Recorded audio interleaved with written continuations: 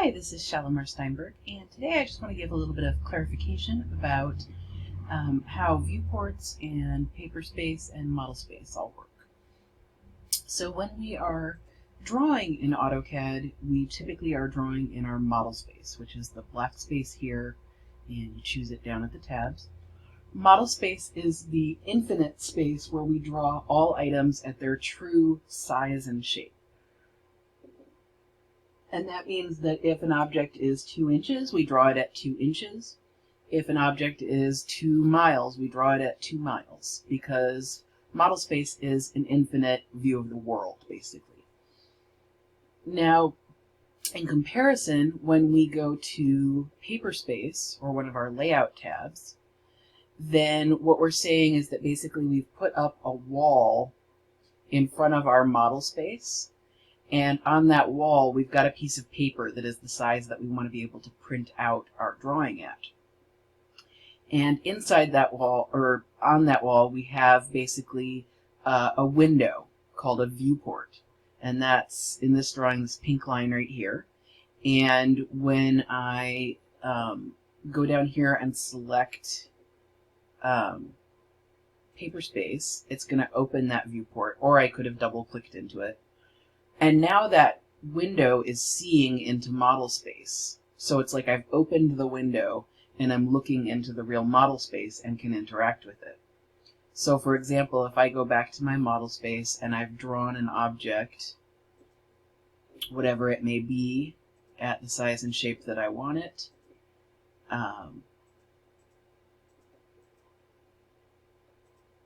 okay. And I've got my object here, then I'm going to go into my PaperSpace, and you see that right now that object at its full size and shape is too big to be shown on the size of paper that I want. So what I would do is open that window, and now I can zoom in or out, which I'm doing by rolling my mouse wheel. You could also pan, which I can do by clicking on the little hand here, or holding down my mouse wheel and dragging. So that lets me center things. Or I could do a zoom extents, which allows me to see everything on the screen at once at the biggest size that it will fit. So I can do that by clicking on this little X with a magnifying glass, or I can double click my mouse wheel and it will zoom extents within that window. But one thing that I need to do is that I need to pick an actual scale. So if I look at my scaling options down here right now, it's just a random decimal because it's scaled to fit within the window. I need to pick an actual measurable scale so that someone could repeat the measurements using a scale ruler if they wanted to. So what I'm going to do is I'm going to look at the number. Right now it's 0.49. That means it's right around half size. So if I were to pick 6 inches equals a foot, what I'd be saying is that for every 1 foot in the real object, I want it to show at 6 inches on the paper. So that would shrink it down to half its size. So if I do that, it's just a tiny bit big still to fit within the paper because it's the scale is a little under a foot. So I would go to the next one, which in this case is going to be quite a bit smaller, but will work. It's going to be 3 inches equals a foot. So that takes it down to a quarter of its original size.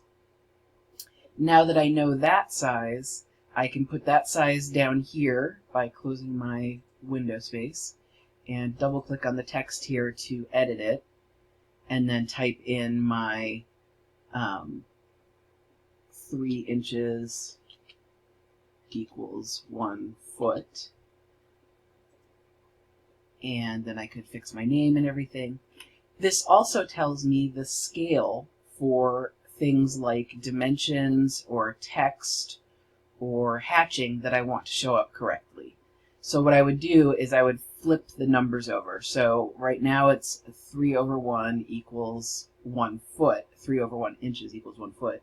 So I would get the reciprocal, which would be 1/3 inch equals 1 foot, or 1/3 equals 12. So I would multiply 1/3 by 12, and that would give me 4. That would give me 4. And so when I want to scale the text or anything like that, I would scale it up by a factor of 4 in order to make it look correct. I will show another example of this on a future assignment, and I hope this helps clarify issues about scaling model space and paper space. And then today we'll be talking in the assignment about using the Layout tab in order to create different sized viewports. So right now there's one rectangular viewport. I could delete that, which you will need to do for the assignment that you're going to be doing. And then I can make other viewports of different sizes and shapes.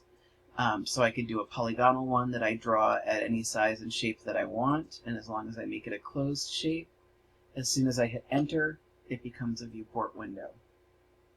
I could do the rectangular one, and then as soon as I click that, it goes to rectangular. Or if I want to, I can go back and draw any shape that I want that is a closed shape with a polyline. And then I can go back to that Layout tab and choose, sorry, not rectangular, I want object. And I'm going to specify the object that I want to change into a viewport, and it changes it for me.